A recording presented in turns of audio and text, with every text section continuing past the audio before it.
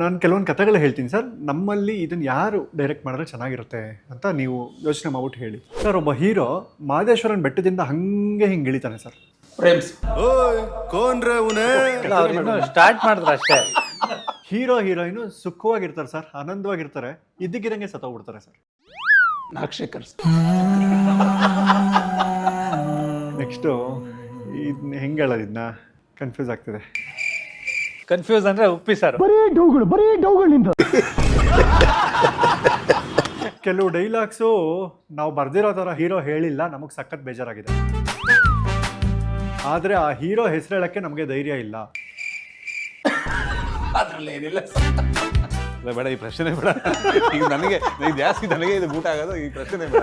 ಒಂದೇ ಸಿನಿಮಾ 6 ಜನ ಡೈರೆಕ್ಟ್ ಮಾಡ್ತಾರೆ ಸರ್. ಯೋಗಿರಾಜ್ ಭಟ್ ಸರ್, ಸೂರಿ ಅವರು, ಪ್ರಶಾಂತ್ ನೀಲ್ ಅವರು, ಪ್ರೇಮ್ಸು, ಬಹದ್ದೂರ್ ಚೇತನ್, 6ನೇ ಅವರು ಆರ್ ಚಂದ್ರು.